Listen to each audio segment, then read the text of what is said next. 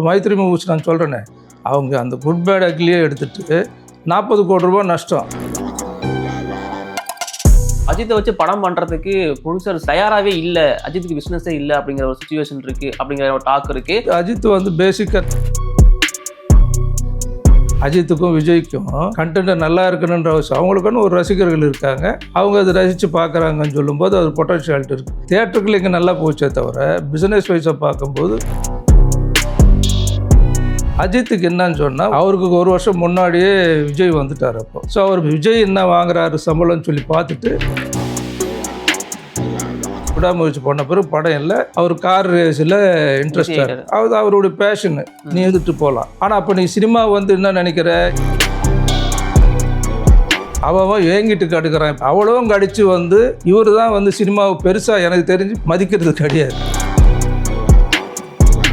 எதுக்குமே ஒரு ஒத்துழைப்பு இல்லாத ஒரு நடிகர் பின்னாடி ஏன் இந்த கேவலமான பொழுப்பு? கங்குவாவும் வாவாதாரு என்ன ஆச்சு, ரெண்டுமே ஞானவேல் ராஜா ப்ரொடியூசர். ரெண்டுத்துக்குமே வந்து கையெழுத்து போட்டு ரிலீஸ் பண்ணது சூர்யாவும் கார்த்தியும். பினாமித்தனமான ப்ரொடியூசருங்களை வச்சுக்கிட்டு நமக்குள்ளேயே பண்ணிக்கிட்டு இருப்போம்னு சொல்லி பண்ணுறதும் பெரிய தப்பு. அமரன் கிட்டத்தட்ட 96 crores நம்ம கலெக்ட் பண்ணி, உண்மையிலே உனக்கு பொட்டன்ஷியாலிட்டி இருந்திருந்தால் அமரன் போனதுக்கு பின்னாடி வந்த மதராசி ஓடி இருக்கணும், பராசக்தி பெரிய பேனர், அப்போ எந்த அளவுக்கு ஓடி இருக்கணும். அது ரெண்டு பேருக்குமே உள்ள ஒரு பெரிய அட்வான்டேஜ், அஜித்துக்கும் சரி விஜய்க்கும் சரி. படம் நல்லா இல்லைன்னாலும் ஒரு கலெக்ஷன் வந்து உறுதியாக வரும். ஸோ சிவகார்த்திகேயன் ஒன்றும் அந்த லெவலுக்கு வரல. உனக்கு உலகமே எதிர்பார்த்துக்கிட்டு இருக்கிற ஒரு படத்துக்கு சென்சார் சர்டிஃபிகேட் கையில் வாங்கி சர்டிஃபிகேட் தானான்னு கண்ணில் பார்த்த பிறகு தான் நீ வந்து அனௌன்ஸ் பண்ணியிருக்கணுமே தவிர அதுக்கு முன்னாடி போய் அனௌன்ஸ் பண்ணது வந்து.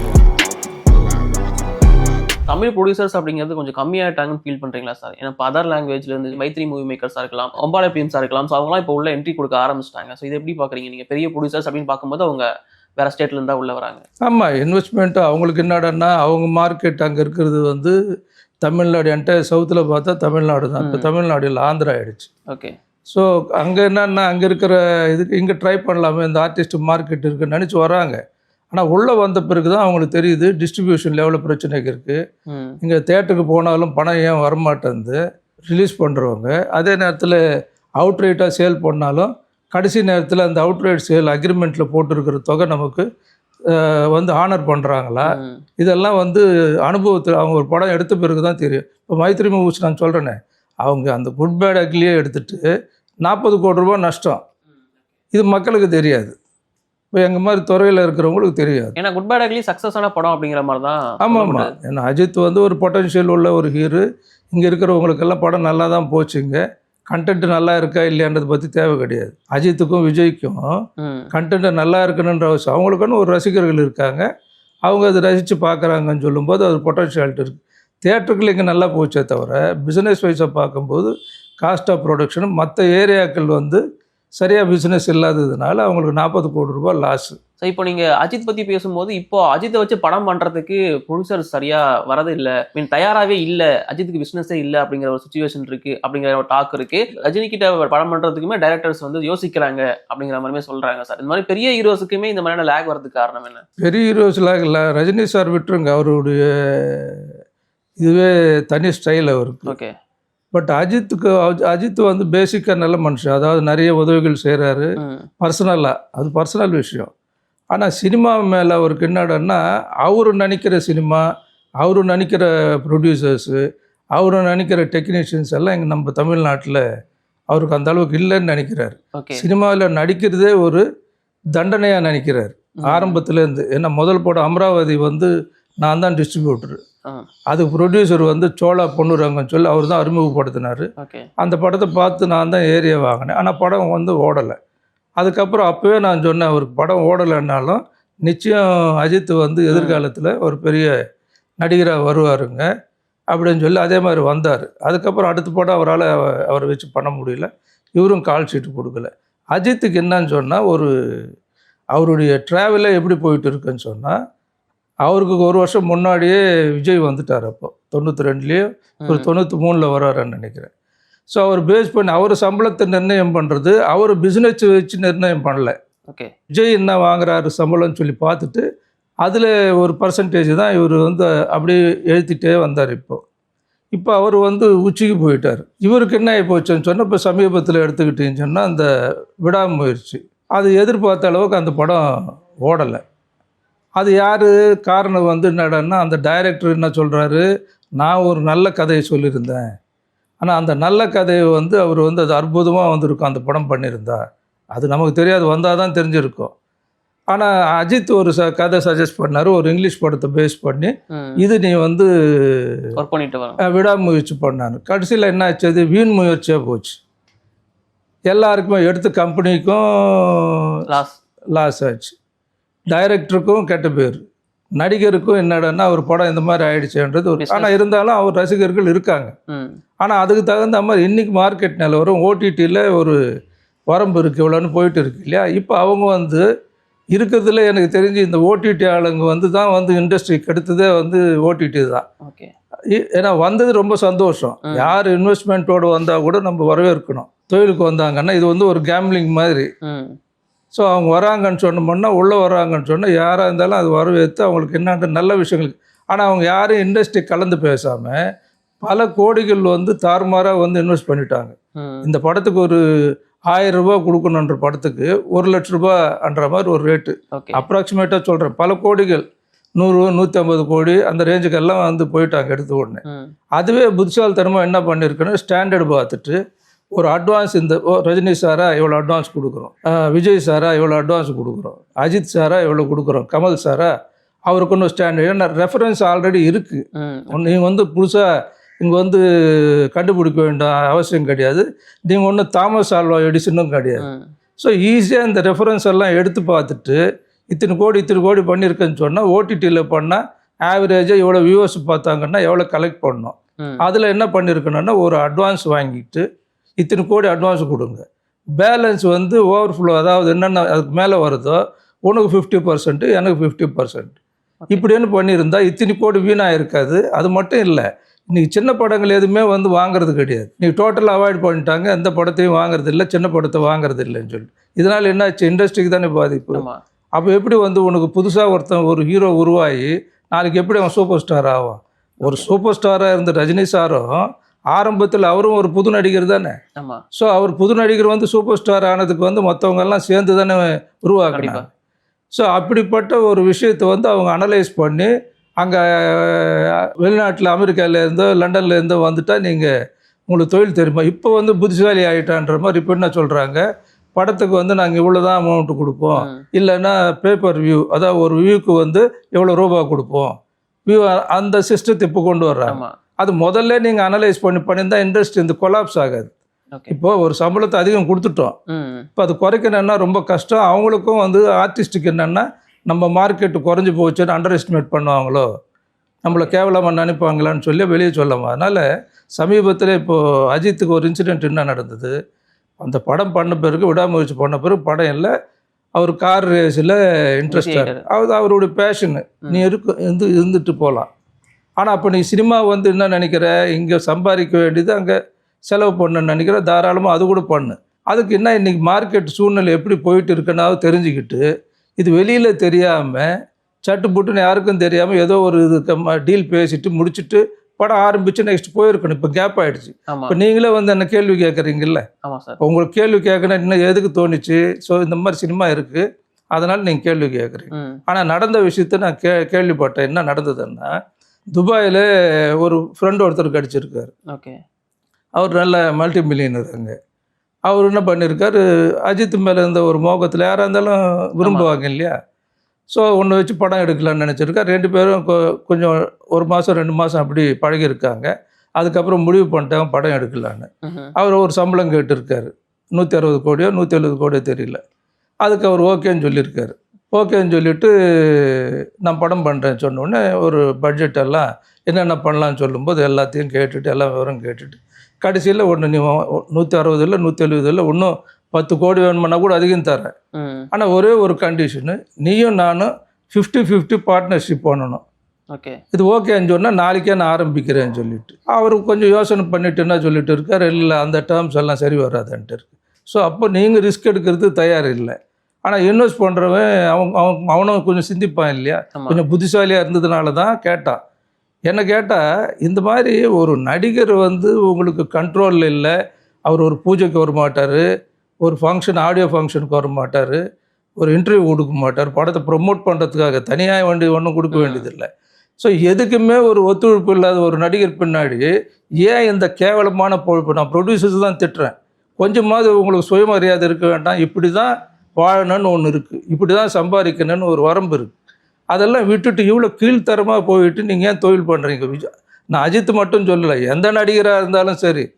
இது ரஜினி சார் அப்படி இல்லை. அவரே கால்குலேட் பண்ணார். இவர் நமக்கு தாங்குவாரா, தாங்க மாட்டாரா, முடியுமா முடியாதான்னு நினச்சிக்கிட்டு தான் பண்ணுறாரு. எங்கேயாவது ரஜினி சாருக்கு சம்பளம் பாக்கி வச்சுட்டாங்க, இல்லை குறைச்சி கொடுத்துட்டாங்க, செய்துட்டாங்கன்னு ஏதாவது ஒரு கம்ப்ளைண்ட் வந்திருக்கா?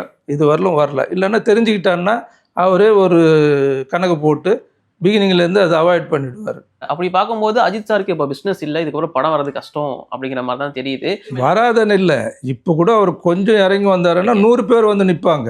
ஏன்னா அருமையான ஆர்டிஸ்ட்டு, இன்னைக்கு பவர்ஃபுல்லான ஆர்டிஸ்ட்டு, தமிழ் சினிமாவிலே ஒரு அழகான ஆர்டிஸ்ட்டு, எல்லா திறமையும் இருக்கு அவருக்கு.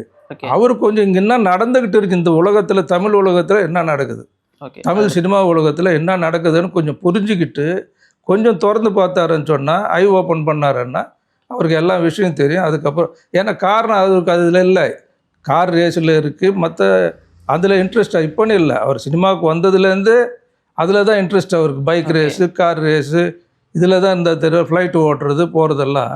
சினிமான்றது அவருக்கு செகண்டு தான். வேறு வழி இல்லாமல் செலவுக்கு வேணும், ஒரு பசங்க ஃபேமிலிக்கு வேணுன்றதுனால தான் சினிமா அவர் வச்சுருக்காங்க. சினிமா உலகத்திலேயே வந்து ஒரு பெரிய பொக்கிஷம் அது. ஏன்னா அருமையான ஒரு தொழில் ஆக்சுவலாக சினிமான்றது. அவன் ஏங்கிட்டு கடுக்கிறான், இப்படி ஒரு வாய்ப்பு வருமா, இப்படி ஒரு அதிர்ஷ்டம் வருமானு. அவ்வளவும் கடிச்சு வந்து இவர் தான் வந்து சினிமாவை பெருசாக, எனக்கு தெரிஞ்சு பெருசாக மதிக்கிறது கிடையாது. சார் நீங்கள் சொன்ன மாதிரி பெருசாக ப்ரொமோஷனுக்குலாம் எதுவுமே பண்ணது கிடையாது படங்களுக்கு. பட் இப்போ ரேசிங் அப்படின்னு வந்ததுக்கப்புறமா கேம்பா அப்படிங்கிற ஒன்றுக்கு வந்து ப்ரொமோஷன் அப்படிங்கிறது அதெல்லாம் பண்ணுவார். அதான் சொல்கிறேன், அவர் நேசிக்கிறத மற்ற தொழில் தான். இந்த சினிமா தொழில்கள் எது வாழ வைக்குதோ அதை பற்றி அவர் நினைக்கிறது இல்லைப்பா. அவருக்கான ஓப்பனிங் தமிழ்நாட்டில் சூப்பராக இருக்குது. இப்போ எக்ஸாம்பிள் சொல்ல ரொம்ப நல்லா இருக்குது. Mankatha rerelease sir. இப்போ நேற்று நான் வந்து தியேட்டர் விசிட் அப்படிங்கிற மாதிரிலாம் போயிருந்தேன். அது ஆக்சுவலி 3 நாளுக்குமே ஃபுல்லாக ஹவுஸ்ஃபுல்லாக புக்காக இருக்குது மங்காத்தா அப்படிங்கிற ஒரு படம். அது ரீரிலீஸ் மட்டும் தான். ஸோ இந்த அளவுக்கு பெரிய ஓப்பனிங் இருக்கிற ஒரு ஹீரோ வந்து படமே ரிலீஸ் பண்ணாமல் இருக்கிறது ஃபேன்ஸ் மட்டும் இல்லாமல் கண்டிப்பாக தமிழ் சினிமாவை ஒரு டிசப்பாயின்மெண்ட்டாக தானே இருக்கும். தமிழ் சினிமாவுக்கு டிசப்பாயின்ட் மட்டும் இல்லைங்க, லாஸு. ஓகே, இப்போ விஜய் இந்த படத்துக்கு அப்புறம் நடிக்க மாட்டேன்னு அவர் சொல்கிறாரு. அப்புறம் அஜித் மாதிரி ஒரு பொட்டன்ஷியல் உள்ள ஒரு ஹீரோவும் நடிக்கலைன்னு சொன்னால், இண்டஸ்ட்ரியில் வந்து தேட்டருக்காரங்க எல்லாம் இதை நம்பிக்கிட்டு இருக்கிற டிஸ்ட்ரிபியூட்டர்ஸோ, இல்லை இதை நம்பி ரெப்ரசன்டேட்டிவ்ஸு, மீடியேட்டர்ஸு எத்தனை பேர் இருக்காங்க இதில், தொழிலாளர்கள் எடுத்துக்கும் கணக்கு. ஸோ அவங்களுக்கு எல்லாமே லாஸ் தானே இது. ஸோ அப்படிப்பட்ட ஒரு பொட்டன்ஷியல் ஹீரோ வந்து அவர் பேஷன் இருக்குது, நம்ம இல்லைன்னு சொல்லலை, ஒரு ஹாலிடேவாக வச்சுக்கலாம். இப்போ தெலுங்கில் மகேஷ் பாபு இருக்கார், அவர் அந்த படம் முடித்த உடனே ஒரு 2 மாதம் எங்கேயாவது ஃபாரின் போயிட்டு வருவார், எங்கேயாவது இல்லைன்னா பாம்பேயில் போய் உட்காந்துக்கிட்டு இருப்பார். அப்படி ஒவ்வொருத்தருக்கும் ஒரு தெலுங்கில் சூழ்நிலையே வேறு. அங்கே என்ன பிஸ்னஸ்ன்னு சொன்னால், இந்த மாதிரி அவுட்ரு மொத்தமாக டோட்டல் அமௌண்ட்டாக கேட்குறது கிடையாது. இப்போ 160 170 கோடி நான் கேட்க மாட்டாங்க. பிகினிங்கில் ஒரு ஸ்மால் டோக்கன் அட்வான்ஸு கொடுத்தாலும் கொடுக்கலாம், இல்லைன்னா கூட ப்ரொடியூசர் மேலே கான்ஃபிடென்ஸ் இருந்ததுன்னா அவங்க வாங்குறது இல்லை. நீங்கள் ப்ரொடக்ஷனில் போடுங்கன்றாங்க. ப்ரொடக்ஷனில் போட்ட பிறகு எல்லா பிஸ்னஸில் இப்போ ஓடிடியில் ஒரு கண்ட்ரோலில் வச்சுருப்பாங்க, சேட்டலைட் கண்ட்ரோலில், அதில் வர ஷேரில் வந்து பிரிச்சுக்கிறாங்க. அப்போ டோட்டலாக பார்க்கும்போது அவங்க எதிர்பார்க்குற அமௌண்ட்டும் வருது. அதில் என்ன சொல்கிறாங்கன்னு சொன்னால், ப்ரொடியூசருக்கு தேவையில்லாமல் வட்டி கட்டி இதனால் பாரமாக போய் நாளைக்கு கொடுக்கலன்னு சொன்னால் நான் தானே போய் கொண்டு போய் கொடுக்கணும். இப்போ என்ன நடந்தது? ஒரு 2 படங்கள் பார்த்தீங்கன்னா, கங்குவாவும் வாவாதாரு என்ன ஆச்சு, ரெண்டுமே ஞானவேல் ராஜா ப்ரொடியூசர். ரெண்டுத்துக்குமே வந்து கையெழுத்து போட்டு ரிலீஸ் பண்ணது யார்? சூர்யாவும் கார்த்தியும். ஸோ இது வந்து இப்படி ஒரு பினாமித்தனமான ப்ரொடியூசருங்களை வச்சுக்கிட்டு நமக்குள்ளேயே பண்ணிக்கிட்டு இருப்போம்னு சொல்லி பண்ணுறதும் பெரிய தப்பு. அது இப்போ ஓப்பன் ஆகிடுச்சு இல்லை மார்க்கெட்டில். குடிசாட்டுக்குள்ளே குதிரை ஓட்டுற கதையை இவங்களே வச்சுக்கிட்டு இவங்களே ஒரு ப்ரொடியூசர் உருவாக்கி இவங்களே கிரியேட் பண்ணி கடைசி நேரத்தில் அந்த ப்ரொடியூசர் வந்து நடிகர்கள் வந்து அவங்க தான் வந்து கையெழுத்து போட்டு ரிலீஸ் பண்ணாங்கன்னு சொல்லும்போது தெரிஞ்சு போச்சு. இப்போ இல்லை தெரியலன்னா கூட இப்போ தெரிய வரும். இப்போ அவங்களுக்கும் தெரிய வரும், மக்களுக்கும் தெரிய வந்தாச்சு.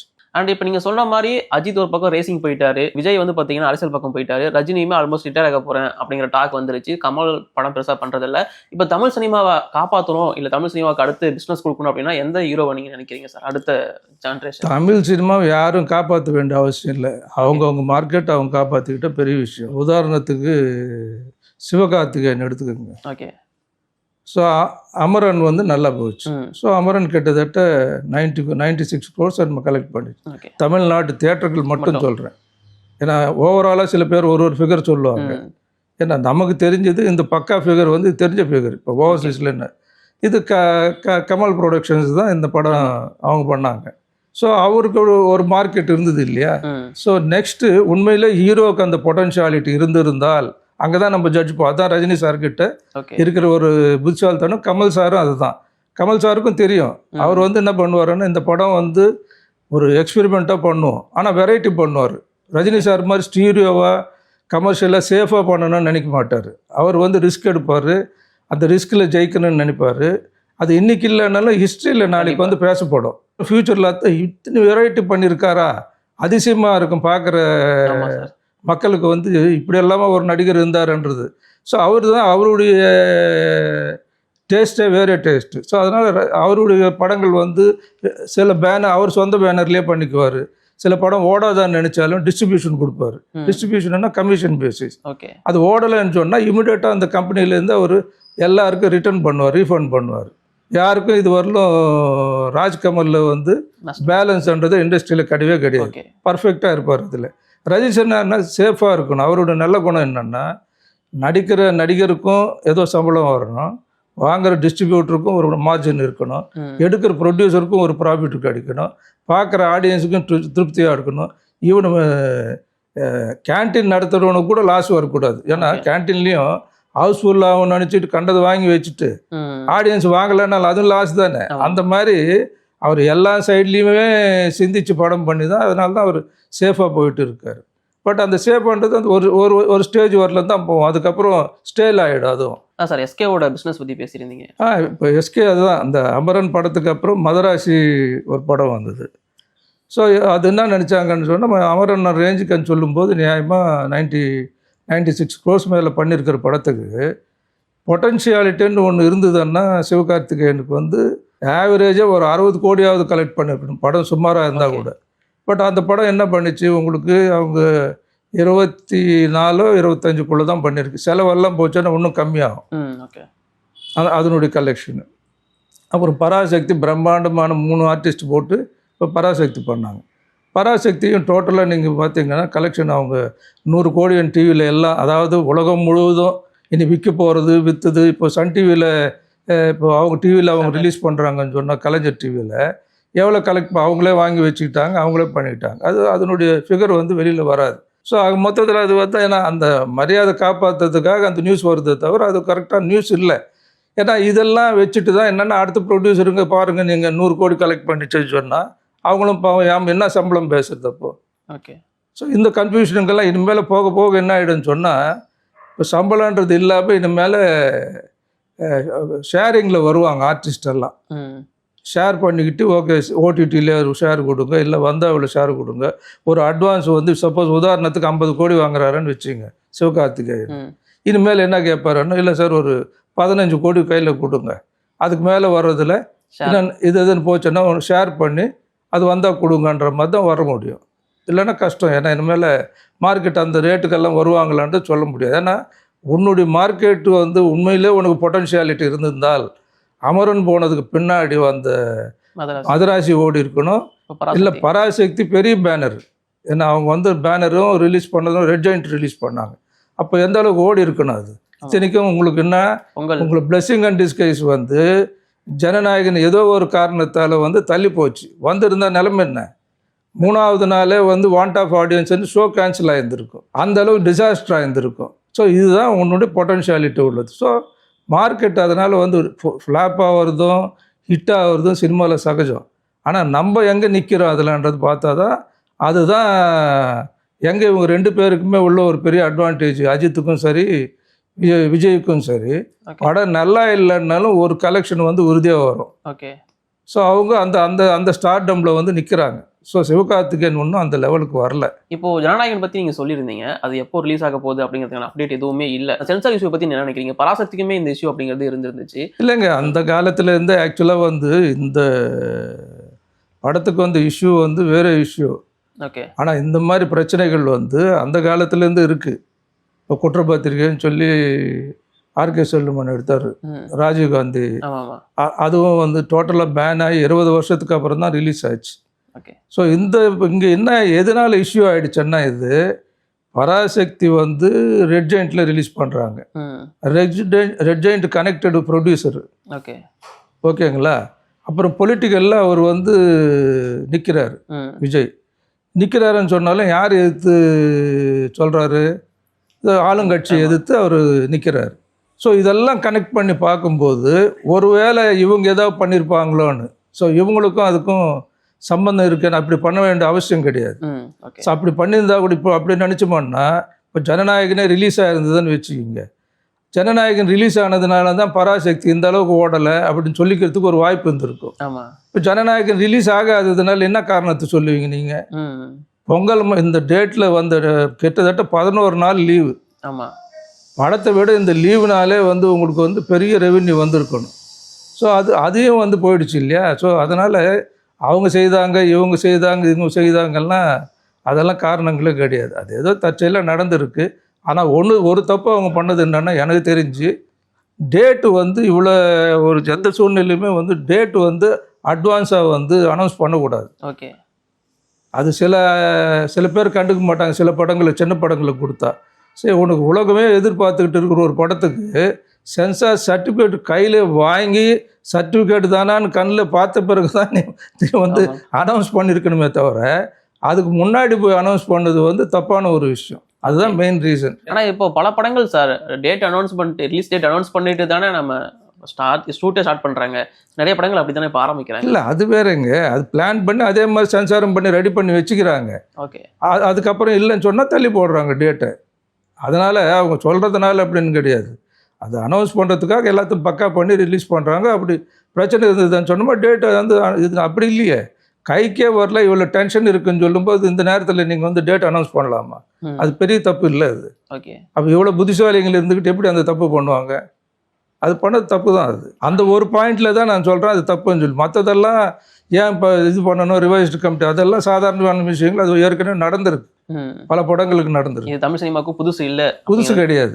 அந்த டேட் அனௌன்ஸ் பண்ணது இந்த மாதிரி ஒரு படத்துக்கு. நீ பொலிட்டிக்கலாக இருக்க, பொலிட்டிக்கல் அட்டாக் பண்ண போகிற, அந்த இதுலலாம் டைலாக் இருக்கலாம் போகலாம். அந்த மாதிரி படங்கள்லாம் கூட வந்திருக்கு, அதுவும் ரிலீஸ் பண்ணியிருப்பா. இப்போ என்டிஆர் பண்ணும்போது அங்கே ஆந்திராவில் அவர் அரசியலுக்கு வந்து பண்ணிக்கிட்டு இருக்கும்போது கிருஷ்ணா படங்கள் எல்லாமே அவர் அட்டாக் பண்ணி வரும். பட் அவங்க பக்காவாக அந்த பத்மால என்ன பண்ணுவாங்கன்னா, பக்காவாக சென்சார் கின்சார்லாம் ரெடியாக இருப்பாங்க அட்டாக் பண்ணுறதுக்கு. அதுவும் வந்து அவங்க அதெல்லாம் ஃபேஸ் பண்ணி கரெக்டாக பிளான் பண்ணி ரிலீஸ் பண்ணுவாங்க. அதெல்லாம் இது ஒன்றும் புதுசு கிடையாது. என்ன உலகத்தில் இதுதான் நான் ஃபஸ்ட்டு நடந்ததுன்னு இல்லை, அப்படி மக்கள் வந்து நினச்சிக்கிறாங்க. பட் இது முழுக்க காரணம் அந்த ப்ரொடியூசர்ஸு. நான் விஜய் டீமையோ நான் சொல்லலை. ப்ரொடியூசர்ஸ் வந்து கர்நாடகா ப்ரொடியூசர்ன்றதுனால பிளானிங் இல்லாமல் அவங்க யாரோ சொன்னதை வச்சுக்கிட்டு, ஒருவேளை அவங்க ஊரில் இப்படி பண்ணுறாங்களா என்னன்னு தெரியல, அவசரப்பட்டு டேட் அனௌன்ஸ் பண்ணிட்டாங்க 9ஆம் தேதி. சென்சார் கையில் வந்த பிறகு தான் அனௌன்ஸ் பண்ணியிருக்கணும். ஓகே சார், இதுதான் முக்கியமான ரீசனு. நிறைய ப்ரொடியூசர்ஸ் வந்து இப்போ சின்ன பட்ஜெட் படங்கள் புது டைரக்டர்ஸுக்கு வாய்ப்பு தராங்க, இப்போ பண்ணுறாங்க. பட் இருந்தாலும் ரிலீஸில் வரும்போது என்னடன் படம் ரிலீஸ் பண்ணுறதே தெரியாமல் இருக்குது. ரிலீஸ் பண்ணாலும் எங்கே ஓடுதுன்னு தெரியல. எனக்கு வெறும் ஒரு 100 ரூபா தான் கலெக்ஷன் ஆச்சுன்னு வச்சுக்கோங்க. அந்த 100 ரூபா கொடுக்குறதுக்கே 6 மாதம் ஆகுறீங்க. நீங்கள் வந்து தமிழ் சினிமாவுக்கு உங்களோட பீரியடில் பயங்கரமான கான்ட்ரிபியூஷன் கொடுத்துருக்கீங்க. நான் பண்ணது அது விட்டுருங்க, படத்தில் கான்ட்ரிபியூஷன் ஒரு பக்கம் இருந்தாலும் இப்போ ஜனநாயகனுக்கு அந்த கோர்ட் கேஸ் அப்படிங்கிற பிரச்சனைலாம் இருக்குது. பட் நீங்கள் மைடியர் குடிச்சதனுக்கு அப்போவே இதெல்லாம் ஃபேஸ் பண்ணி தான் படத்தை வந்து, ஆமாம், ஒரு தொழில்னு சொல்லும்போது ஃபேஸ் பண்ணுறது தான் ஈஸி. ஜனநாயகனுக்கு வந்து இவங்களா வர வச்சுக்கிட்ட பிரச்சனை, வந்த பிரச்சனை இல்லை இது.